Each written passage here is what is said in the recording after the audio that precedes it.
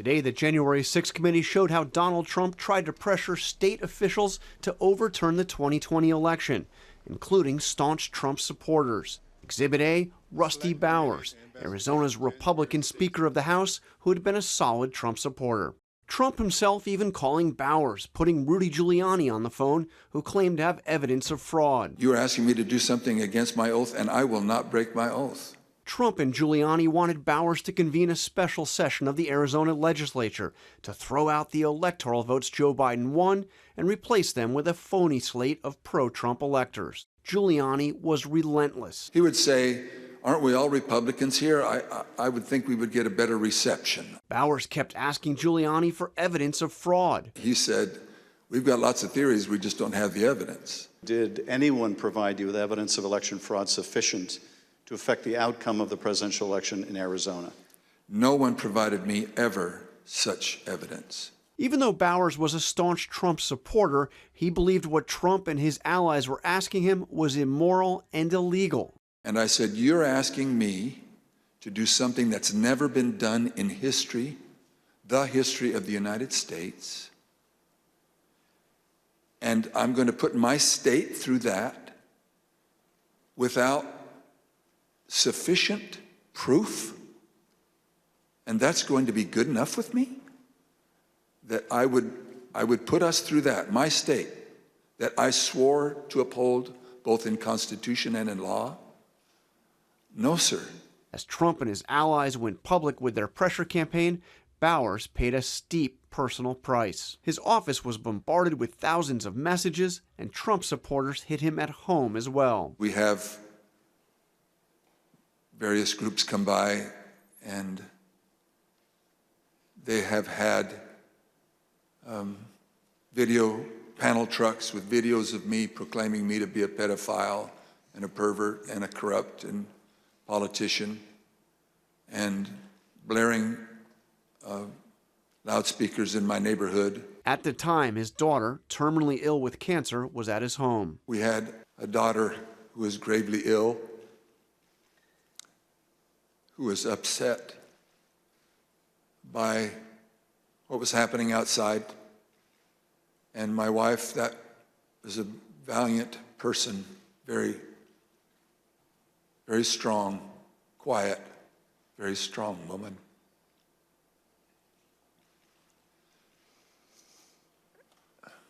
So it was disturbing.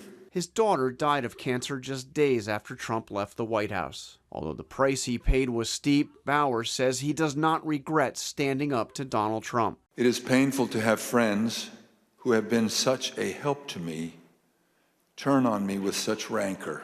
I do not want to be a winner by cheating.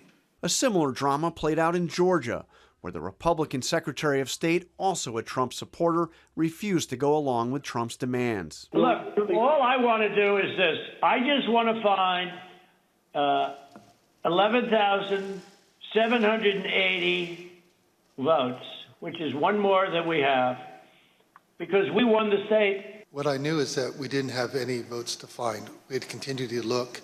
We investigated, like I just shared the numbers with you. There were no votes to find. That was an accurate count that had been certified. Here, too, the pressure was intense, and it was personal. Eventually, my wife started getting the text, and hers typically came in as sexualized texts, which were disgusting. And then some people broke into my daughter-in-law's home, and my son has passed, and she's a widow and has 2 kids, and so we're very concerned about her safety also.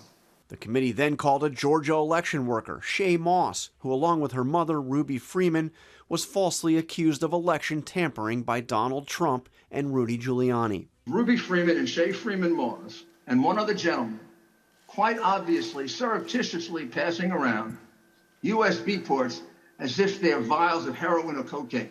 What was your mom actually handing you on that video? A ginger mint. The accusations were bogus, but they triggered an avalanche of threats from Trump supporters. A lot of threats, wishing death upon me, telling me that, I'll be in jail with my mother, and saying things like, be glad it's 2020 and not 1920. Moss's mother, Ruby, sat behind her at the hearing. Donald Trump attacked her by name some 18 times in a single phone call with Georgia's top election official. Ruby Friedman, she's a vote scammer, a professional vote scammer and hustler. In videotaped testimony, Freeman describes the toll that took on her life. My community in Georgia, where I was born and lived my whole life, knew me as Lady Ruby.